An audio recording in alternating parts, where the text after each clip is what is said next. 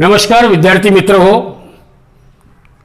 महाराष्ट्र राज्य माध्यमिक उच्च माध्यमिक शिक्षण मंडळ द्वारा 2020-21 पासून 12वी बोर्डाच्या परीक्षेसाठी नवीन अभ्यासक्रम अंमलात आणलेला आहे आणि नवीन मूल्यमापन पद्धतीमध्ये भौतिकशास्त्र या विषयामध्ये सर्वात महत्त्वाचे प्रश्न असतात ते आहे short answer one type of question. म्हणजे थोडक्यात प्रश्नाची उत्तरे लिहा आणि प्रत्येक प्रश्नाला 2 मार्क असतात. तर यामध्ये कुठलाही प्रश्न विचारला असता त्यामध्ये सुबक आकृती, त्या आकृतीला नामनिर्देशन डायग्राम, करेक्ट लेबलिंग किंवा 2 मार्कासाठी प्रॉब्लेम असेल, फॉर्म्युला अर्धा मार्क, सबस्टिट्यूशन अर्धा मार्क आणि result with proper unit 1 mark किंवा एखादा लॉ असेल त्या लॉला एक्सप्लेन करा असं म्हटलं तर स्टेटमेंटला 1 मार्क, एक्सप्लेनेशनला 1 मार्क. तर अशा पद्धतीनं आपण शॉर्ट आन्सर टाइप ऑफ प्रश्नाची तयारी करूया. तर चला बघूया शॉर्ट आन्सर टाइप ऑफ. नमस्कार विद्यार्थी मित्र हो. 12वी बोर्डातर्फे दिलेली क्वेश्चन बँक यामधील भौतिकशास्त्र या विषयाचा चॅप्टर नंबर 7 वेव्ह ऑप्टिक्स या धड्यातील जे प्रश्न प्रकार आपल्याला आज बघायचा आहे त्या प्रश्न प्रकाराला म्हणतात शॉर्ट आन्सर वन SA1 आणि हे प्रत्येक प्रश्न 2 मार्कासाठी विचारले जातात. तर यामध्ये तुम्हाला दिलेल्या प्रश्नाची थोडक्यात आणि व्यवस्थित मांडणी करायची आहे. जास्त करून व्याख्या किंवा प्रिन्सिपल वगैरे असे प्रश्न याच्यात असतात. तर पहिला प्रश्न बघा काय आहे ते. पहिला प्रश्न, C what is that first question. The first question in SA1, what are the secondary waves or what are the secondary sources. secondary sources कशाला म्हणतात. and त्यासोबत काय विचारलेलं आहे स्टेट हायजीन्स प्रिन्सिपल. तर what are secondary sources याला अर्धा mark, 1 mark आणि हायजीन्स प्रिन्सिपल याला 1 मार्क असं 2 मार्काची विभागणी राहील. तर पहिला जो प्रश्न आहे तो काय आहे, what are secondary sources. Secondary sources कशाला म्हणतात. अगदी सोपं आहे. Secondary sources are those sources which do not produces light of their own. Secondary sources कशाला म्हणायचं, हे असे लाईटचे सोर्सेस आहे की जे स्वतःचं लाईट निर्माण करत नाही. Those sources which do not produces light of their own but they receive the light from some other source and either they will reflect that received light or they scatter that light to the surrounding. So secondary sources are कशाला म्हणतात secondary sources, they are the sources which do not produces light of their own. असे sources जे स्वतःचा light तयार करत नाही but they receive light from some other source. पण ते दुसऱ्या कुठल्या तरी सोर्स पासून लाईट काय करतात, रिसीव करतात आणि त्याला एकतर ते रिफ्लेक्ट करतील किंवा ते काय करतील आजूबाजूला स्कॅटर्ड करतील. अशा सोर्सेसला सेकंडरी सोर्सेस असं म्हणतात.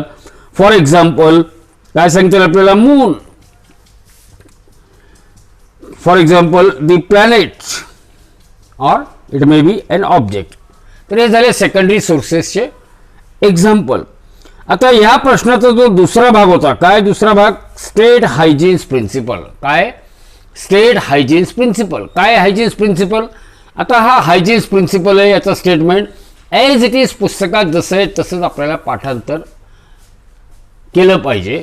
तर स्टेटमेंट ऑफ हायजीन्स प्रिन्सिपल बघा काय, स्टेटमेंट ऑफ हायजीन्स प्रिन्सिपल. आता तुम्हाला माहिती आहे each point on a wavefront, वेव्हफ्रंटवरील प्रत्येक point it acts as a secondary source of light. वेव्हफ्रंटवरील प्रत्येक पॉइंट हा काय म्हणून ऍक्ट करतो, it acts as a secondary source of light and emitting what the secondary light waves. Every secondary source it will emit what the secondary light waves. या पद्धतीने emit करतील secondary light waves and these secondary light waves they are called age wavelets and they are emitted in what all possible direction. Each point on a wavefront, वेवफ्रंटवरील प्रत्येक point acts as secondary source of light. तो secondary source of light म्हणून work करेल and emitting the secondary light waves. आणि तो काय emit करेल, secondary light waves. They are called as wavelet in all direction and which travels with a speed. This wavelet will travel with a speed of light in the medium. Wavelength naturally it will travel with a speed of light in what? Medium. And आता यावरून एक आणखी महत्त्वाचं, the new wavefront can be obtained by taking the envelope of, Naveen wavefront काढण्यासाठी काय करावं लागेल आपल्याला? एक envelope घ्यावं लागेल. So the new wavefront can be obtained by taking the envelope of, and that envelope will include what? By taking the envelope of what? Secondary wavelets which are traveling only in forward direction, and thus the envelope of what? All the secondary wavelets in the forward direction. The wavelet traveling in backward direction are ineffective. The wavelet traveling in backward direction, they are what? Ineffective. तर हायजीन्सचा जो statement किंवा हायजीन्सचा जो principal आहे तो आपल्याला मुखपाठ पाहिजे. Every point on a wavefront acts as secondary source of light, emitting secondary light waves called as wavelet in all possible direction, and these wavelet will travel with the speed of light in medium. आता the new wavefront can be obtained by taking the envelope of what? All these secondary wavelet traveling only in what? Forward direction. Thus the envelope of secondary wavelet in the forward direction, while the wavelet traveling in backward directions are what? Ineffective. तर हा झाला पहिला प्रश्न. पुढच्या प्रश्नाच्याकडे बघूया, वळूया आपण. प्रश्न क्रमांक 2 काय? दुसरा प्रश्न काय दिलेला इथं बघा, एक एक्झाम्पल आहे. काय एक्झाम्पल? A plane wavefront. काय example? A plane wavefront, a plane wavefront of light, a plane wavefront of light of wavelength 5500 angstrom unit. Wavelength दिलेलं आहे 5500 angstrom unit, and it is incident on two slit in screen. It is incident on what? Two slits in a screen perpendicular to the direction of light rays. Perpendicular to what? The direction of light rays. म्हणजे हा झाला Young's double slit experiment. And if the total separation, त्या दोन slit मधला, if the total separation of 10 bright fringes, 10 bright fringes चा separation, so the distance between 10 fringes is 2 centimeter, that is 0.02 meter. आता 10 fringes चा अंतर 2 centimetre आहे, तर एका फ्रिंजची फ्रिंज विड्थ किती येईल? 2 centimetre divided by 10 means 0.2 centimeter, means it is 0.02 meter divided by 10, or it is 0.002 meter, म्हणजे 2 into 10 to the power -3. म्हणजे इथं आपल्याला 10x ची किंमत दिली होती, ती किंमत होती 2 सेंटीमीटर, म्हणून fringe width x is equal to 2 centimetre divided by 10, आणि याला जर लिहिलं आपण 0.2 सेंटीमीटर, आणि हा 0.2 सेंटीमीटर म्हणजे 2 into 10 to the power -3 metre. 2 into 10 to the power -3 meter on a screen 2 meter away, म्हणजे कॅपिटल डी. कॅपिटल डी ची किंमत किती दिलेली आहे? Capital D is equal to 2 metre. Capital D is equal to 2 metre. Find the distance between two slit. दोन slit मधील अंतर काढायचं आहे. तुम्हाला फॉर्म्युला माहित आहे की बँडविड्थ और fringe width, W is equal to lambda capital D divided by small D. Lambda capital D divided by what? Small D. तर हा फॉर्म्युला कशाचा आहे? बँडविड्थ किंवा fringe width. W is equal to lambda capital D divided by small D. W bandwidth, lambda wavelength, capital D म्हणजेच काय? Distance between screen and that of what? Distance between screen and source or slit, and here it is given as 2 meter. Small d represent the distance of separation between two slit which we want to find out. म्हणजे इथे या problem मध्ये आम्हाला काय calculate करायचं आहे? Small D ची किंमत काढायची आहे.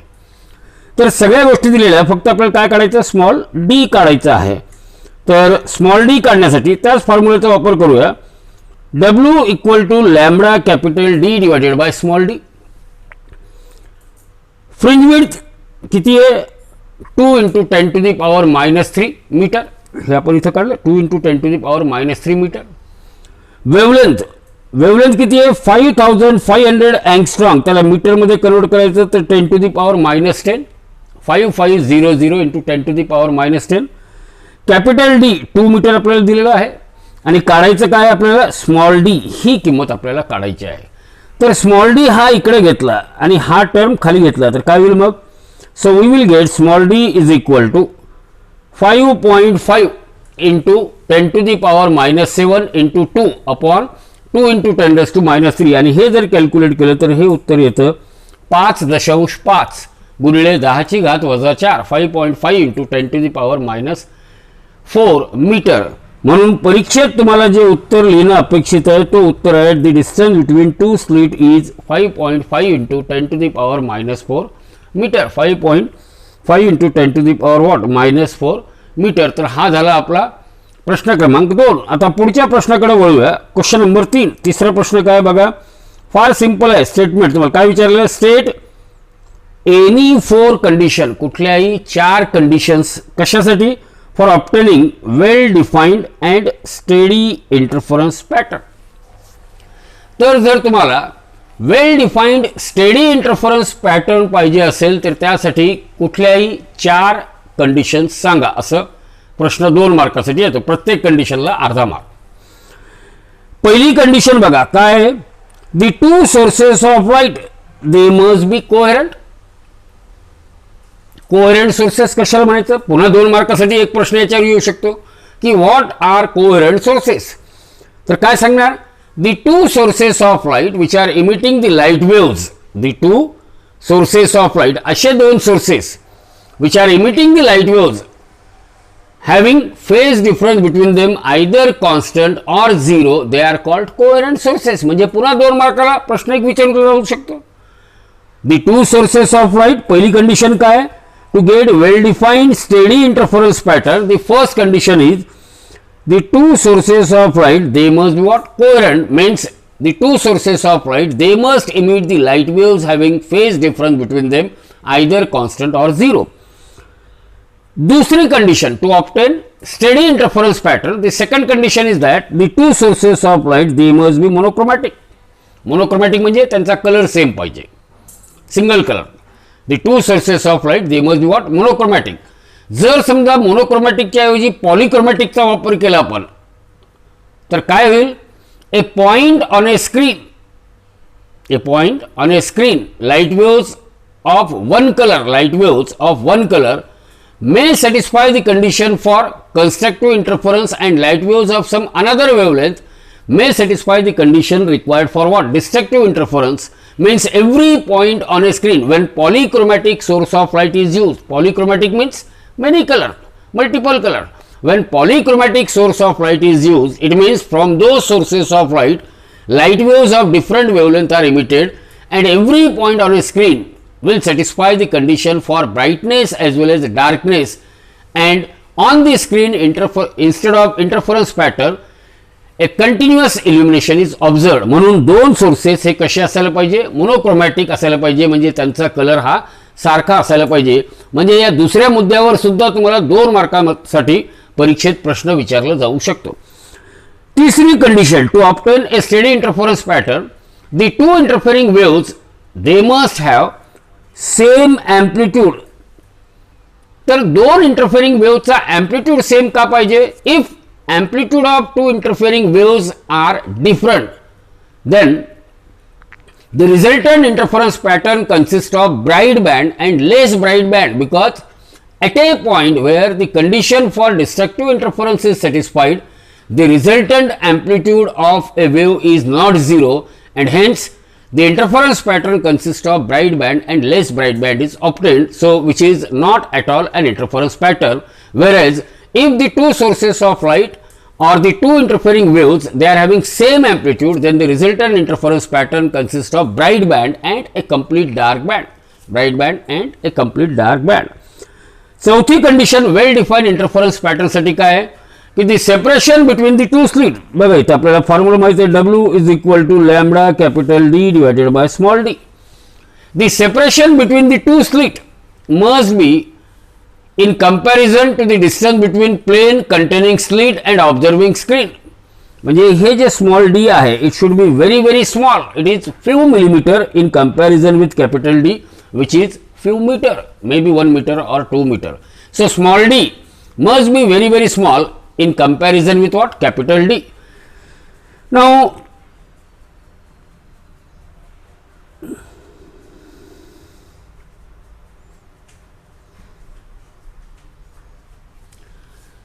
the next question, the next point, the two slit. पुढचा प्रश्न काय? पुढचा पॉइंट आहे की the two slits they should be narrow. दोन स्लिट ह्या कशा पाहिजे? Narrow. the two slit they should be what? as narrow as possible. आणि शेवटचा आहे the two waves they should be in the same state of polarization. दोन्ही waves कसे पाहिजे? they should be in the same state of what? polarization.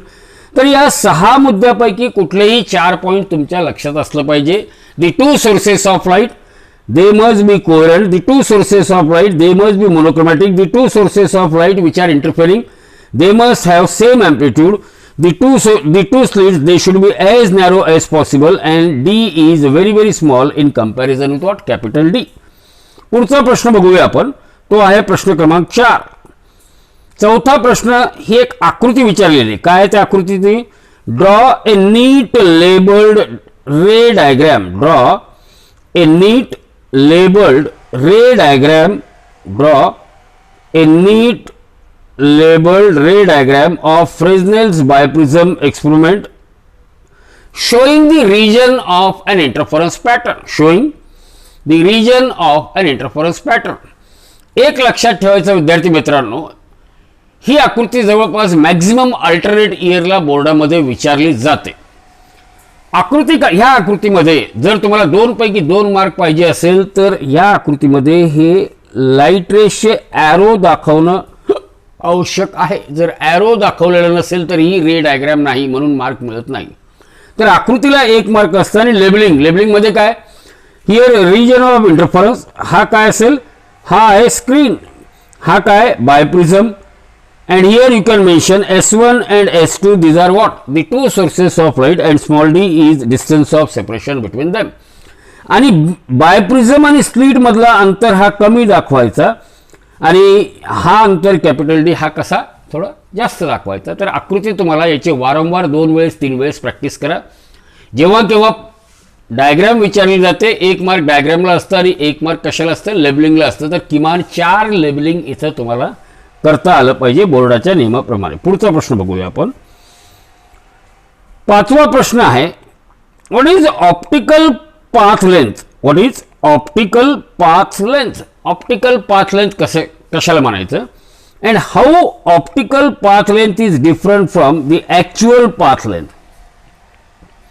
आता optical path length कशाला म्हणायचं? When wave travels a distance delta x through a medium having refractive index n. दोन waves किती distance travel करतात? Delta x. when a wave travels, single wave घेतली समजा, when a wave travels a distance delta x. when a wave travels a distance x through a medium having refractive index. या मीडियमचा refractive index समजा मी n घेतला. when a wave travels through a distance x in a medium having refractive index n, its phase changes by same amount as it would if the wave had traveled a distance n times delta x in a vacuum. तर लक्षपूर्वक बघा काय म्हणायचा प्रयत्न केलेला आहे की जर एखादा मीडियम आपल्याकडे आहे, त्या मीडियमचा रिफ्रॅक्टिव्ह इंडेक्स किती आहे? n. आणि त्या मीडियममध्ये जर लाईट वेव्हनी x एवढा डिस्टन्स ट्रॅव्हल केला तर एवढ्या डिस्टन्समुळे त्या लाईट वेव्हचा फेज समजा डेल्टा फायनी चेंज झाला आणि तेवढाच फेज चेंज मला जर त्या लाईट वेव्हला व्हॅक्यूममध्ये ट्रॅव्हल करून पाहिजे असेल तर व्हॅक्यूममधून त्या वेव्हला किती डिस्टन्स ट्रॅव्हल करावं लागेल? That wave has to travel a distance of what? n times delta x. n times delta x म्हणजे व्हॅक्यूममधून त्याला जास्त अंतर ट्रॅव्हल करावं लागेल to produce the same change of phase. हा झाला पहिला मुद्दा. दुसरा मुद्दा बघा. A path length of delta x in a medium. Path length of delta x in a medium of refractive index n is equivalent to path length of n delta x in a vacuum. दुसरा मुद्दा काय, path length of delta x in a medium of refractive index n is equivalent to path length of n delta x in a vacuum. म्हणून आता n delta x यालाच काय म्हटलं जातं, n delta x it is called as optical path travelled by a wave. तर हा आपल्या पहिल्या प्रश्नाचं उत्तर आला की what is optical path length. n times delta x is called optical path length or optical path traveled by a wave. This means the optical path through a medium is the effective path traveled by light in a vacuum to generate the same phase difference. सारखा phase difference generate करण्यासाठी, सारखा phase difference generate करण्यासाठी की optical path through a medium is the effective path travelled by light in a vacuum. पाचवा मुद्दा बघूया आपण. काय पाचवा मुद्दा, the fifth point here is optical path in a vacuum can also be defined as. आता ऑप्टिकल पाथ कसे define करता येईल, optical path in a vacuum can be defined as the corresponding path in a vacuum that the light wave travels in the same time as it takes in the given medium. Simple. Optical path in a medium can also be defined as the corresponding path in a vacuum that light travels in the same time as it takes in the given medium. आता ह्याच गोष्टीला फक्त आपण mathematical वे कसं explain करता येईल ते बघूया. हे बघा, आपण आता जे काही वर थेरी पार्ट थेरीमध्ये सांगितलं तुम्हाला माहित आहे, टाइम म्हणजे distance upon velocity. So time is equal to, जर समजा मी v मीडियम टी टाइम, तर time is equal to distance travelled by wave in medium upon velocity of wave in medium, velocity of wave in medium. आणि time तर दोन्हीकडे सारखाच घ्यायला लागलं म्हणजे distance in medium upon velocity in medium equal to distance in vacuum upon velocity in what, vacuum, velocity in vacuum. आता ह्या इक्वॅलिटीवरून from this equality D vacuum, आता हा vacuum D vacuum is equal to काय, D vacuum is equal to velocity in vacuum upon velocity in medium into distance in what, medium. But velocity in vacuum upon velocity in medium N is equal to V vacuum म्हणजे air घेतो आपण upon V medium. So this is refractive index. So D in vacuum is equal to N times D in medium. Distance travelled in vacuum by a wave is equal to n times distance traveled by same light waves in a medium in a given interval of time. But we know that distance in vacuum is equal to optical path. Distance in vacuum is equal to what? Optical path. म्हणून optical path is equal to, now the final relation is that optical path is equal to refractive index n times distance traveled by light waves in a medium. Distance traveled by light waves in a medium. किंवा या वरील mathematical explanation वरून आपण एक conclusion काढू शकतो की the distance D travelled in a medium of refractive index n, distance d traveled by light waves in a medium of refractive index n, it will introduces a path difference of, किती path difference introduce करतो ते, it will introduces a path difference of n d minus of d, that is d in bracket n minus 1, d in bracket what, n minus 1 over a ray traveling equal distance through a vacuum, over a ray traveling equal distance through a vacuum. तर एक मार्कासाठी तुम्हाला इथं what is optical path length आणि एक मार्कासाठी how it is different from the actual path length, how it is different from the actual path length. पुढचा प्रश्न बघूया, प्रश्न क्रमांक 6. काय प्रश्न क्रमांक 6? केअरफुली बघा. What is that? Question number 6. So as far as question number 6 is concern, what is the difference between Fresnel's and Fraunhofer diffraction? Fresnel's diffraction आणि Fraunhofer diffraction या दोन्ही मधला फरक स्पष्ट करा. 4 फरक 2 मार्क, 4 फरक 2 मार्क साठी विचारला जाऊ शकतो. तर पहिला फरक काय? In Fresnel's diffraction source of light and screen are kept at finite distance. Source of light and screen, source of light आणि स्क्रीन हे दोन्ही एकमेकांपासून ठराविक अंतरावर, फायनाईट अंतरावर ठेवलेले असतात, निश्चित अंतरावर ठेवलेले असतात. पण फ्रॉनहोफर डायफ्रॅक्शन मध्ये आपण बघितलं, काय सांगता येईल फ्रॉनहोफर डायफ्रॅक्शनच्या बाबतीत, की source of light and screen they are at what, infinite distance. Source of light आणि स्क्रीन मधील अंतर किती असतो, अनंत, इनफायनाईट डिस्टन्स. तर फ्रेस्नेल्स डायफ्रॅक्शन एक्सपेरिमेंट मध्ये काय सांगता येईल, source of light and screen they are kept at finite distance, while in case of Fraunhofer diffraction source of light and screen they are kept at what, infinite distance. दूसरा फरक बघा, in case of Fresnel's diffraction either a spherical or a cylindrical wavefronts are taken into consideration, whereas in case of Fraunhofer diffraction च्या बाबतीत only plane wavefronts are considered. तर फ्रेस्नेल्स डायफ्रॅक्शन मध्ये spherical किंवा cylindrical वेव्हफ्रंट दोन्हीचा विचार केला जातो, पण फ्रॉनहोफर डायफ्रॅक्शन मध्ये फक्त आणि फक्त प्लेन वेव्हफ्रंट आर कन्सिडर्ड. तिसरा फरक बघा, in case of Fresnel's diffraction it is observed in straight edge narrow slit. Fresnel's diffraction कुठे बघितलं जातं, it is observed in straight edge, सरळ एज, सरळ याच्यामध्ये स्ट्रेट एज नॅरो स्लिट. पण फ्रॉनहोफर डायफ्रॅक्शन मध्ये it is observed in single slit as well as what, in double slit also. इकडे तसं नाही आहे, इकडे दोन्ही पर्याय सिंगल स्लिट किंवा double slit. You can observe Fraunhofer diffraction either in a single slit और इन व्हॉट, डबल स्लिट. पण फ्रेस्नेल्स एक्सपेरिमेंटसाठी, फ्रेस्नेल्स डायफ्रॅक्शनसाठी it is observed only in straight edge narrow slit, straight edge narrow slit.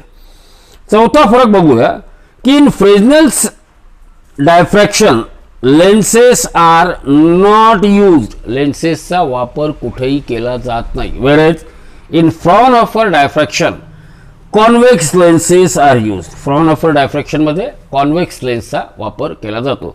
तर 4 फरक किमान तुम्हाला पाठ पाहिजे, प्रत्येक फरकाला अर्धा मार्क असेल. तर फ्रेस्नेल्स डायफ्रॅक्शन आणि फ्रॉनहोफर डायफ्रॅक्शन परीक्षेच्या दृष्टीने खूप महत्त्वाचा प्रश्न आहे. पुढचा 7व्या नंबरचा प्रश्न बघूया. हा जो 7व्या नंबरचा प्रश्न आहे याच्यात कंपेअर करायचं, म्हणजे डिफरन्शिएट, कंपेअर करायचं. काय कंपेअर करायचं, compare Young's double slit interference pattern and single slit diffraction pattern. Young's double slit interference pattern आणि सिंगल स्लिट डायफ्रॅक्शन पॅटर्न यामध्ये अंतर किंवा फरक किंवा कंपेअर करा, कंपॅरिझन करायचं सांगितलेलं आहे.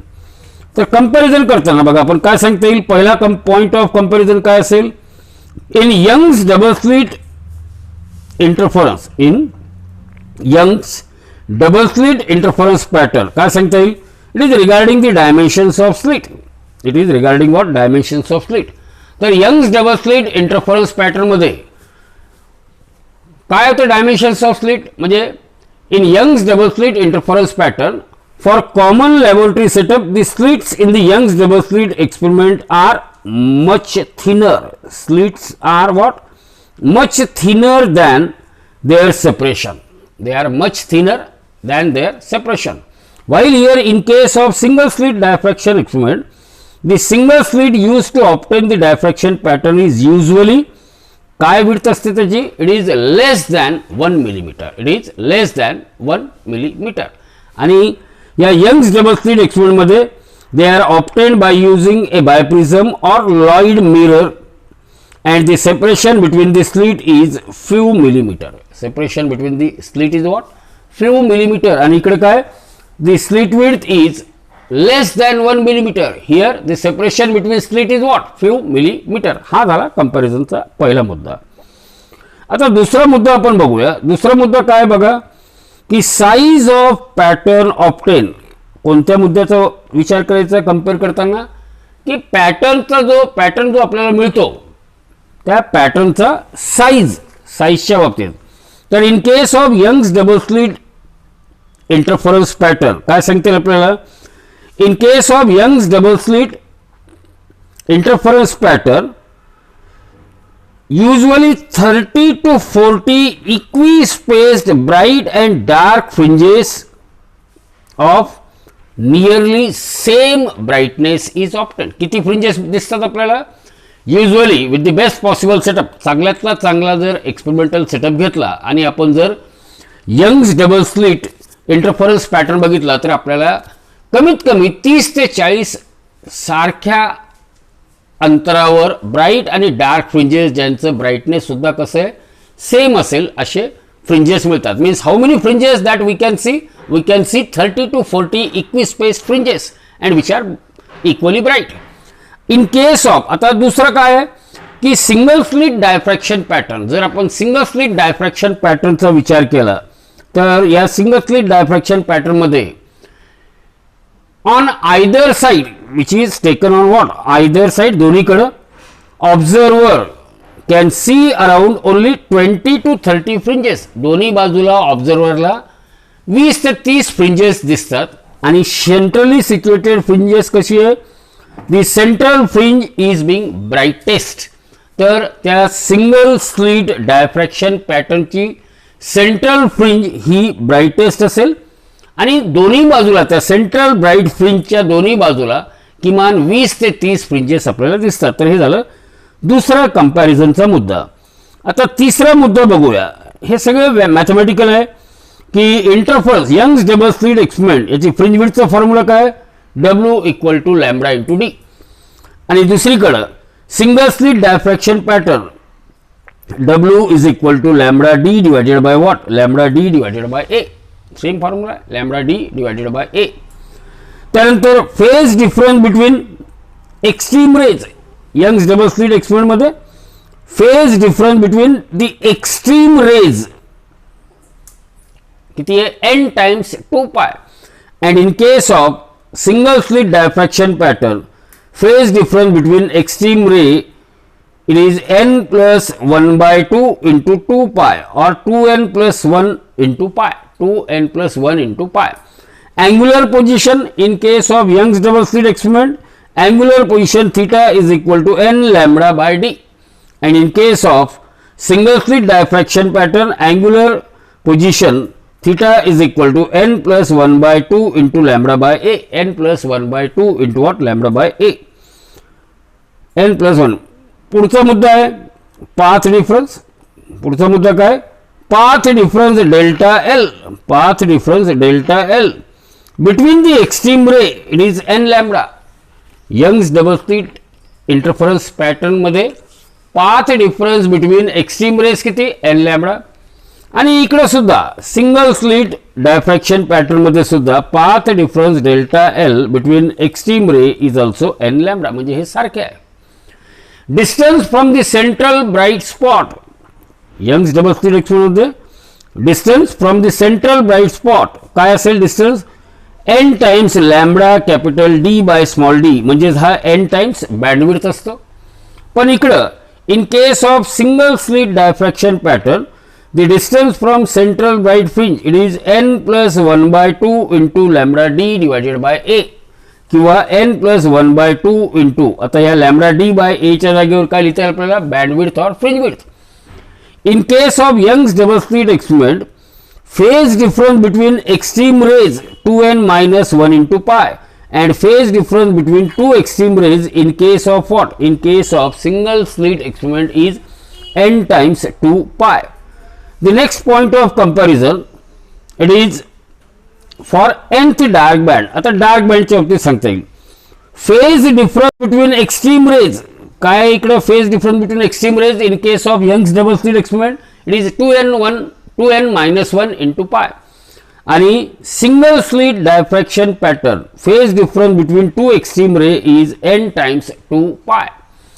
Angular position Young's double slit experiment मध्ये अँग्युलर पोझिशन काय, n minus 1/2 into lambda by d, or it may be equal to, or it may be 2n minus 1 into lambda upon 2d, 2n minus 1 upon lambda into 2d. आणि path difference delta L between the extreme rays, dark fringe साठी आपण compare करतो.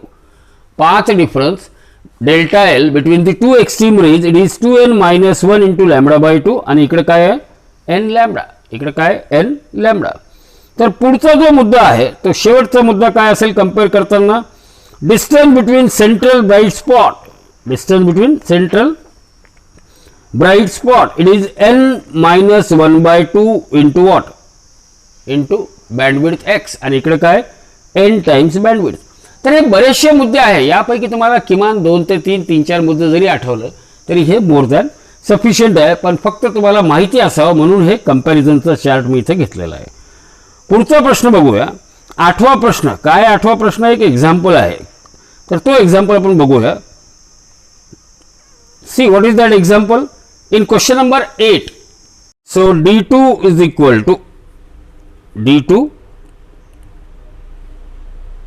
To what d2 is equal to, d2 is equal to n1 d1 divided by what, n2, n1 d1 divided by n2. Now you can put the value of n1 then d1 and that of n2. So if I put the value of n1 d1 and d2 then d2 is equal to, काय येईल d2 ची किंमत, n1 1.6 into d1, what is that d1, d1 is 3 divided by n2, n2 ची किंमत किती आहे 1.25, and if you calculate this then you will get what, you will get d2 is equal to 3.84 centimetre. तर 9व्या प्रश्नाचं उत्तर काय, d2 is equal to 3.84 centimetre, 3.84 centimetre. धन्यवाद. तर 8वा प्रश्न एक साधा एक्झाम्पल आहे. काय तो साधा एक्झाम्पल बघूया. when a light consists of wavelength from 400 nanometer to 700 nanometer. Light consists of wavelength from 400 nanometer to 700 nanometer. What will be the wavelength range? आपल्याला wavelength ची रेंज विचारलेली आहे. What will be the wavelength range seen when white light is passed through a glass of refractive index 1.55. refractive index किती दिलेला आहे 1.55. आता wavelength ची range दिलेली आहे. स्मॉलेस्ट wavelength किती आहे 400 नॅनोमीटर, लार्जेस्ट wavelength किती दिलेलं आहे 700 नॅनोमीटर, 700 नॅनोमीटर. आणि काढायचं काय आपल्याला, range of wavelength of light when pass through a glass. तुम्हाला माहित आहे की refractive index of any medium is equal to wavelength in vacuum divided by wavelength in what, that media. म्हणजे या फॉर्म्युल्याचा वापर करायचा, म्हणजेच wavelength in medium is equal to wavelength in vacuum divided by what, refractive index n, refractive index n. तर या फॉर्म्युल्याचा वापर करून आपण ती वेवलेंथ रेंज काढता येईल आपल्याला. So see here, as lambda medium is equal to lambda vacuum divided by n. आणि आपल्याला स्मॉलेस्ट वेवलेंथ काय दिलेलं आहे, smallest wavelength in glass we had given 400 nanometre. So lambda in medium is equal to vacuum मध्ये smallest wavelength किती आहे 400 divided by refractive index 1.55. means the smallest wavelength in medium is what, 258.06 nanometer, 258.06 nanometer. अगदी तशाच पद्धतीनं त्याच पद्धतीने जर आपण समजा लार्जेस्ट वेवलेंथ काढायचा प्रयत्न केला तर काय येईल, the largest wavelength, how we can find the largest wavelength then, the largest wavelength it is lambda medium is equal to lambda in vacuum divided by refractive index. Vacuum मध्ये largest wavelength किती आहे 700 divided by refractive index किती आहे 1.55. तर हा ratio किती येतो 451.61 nanometre.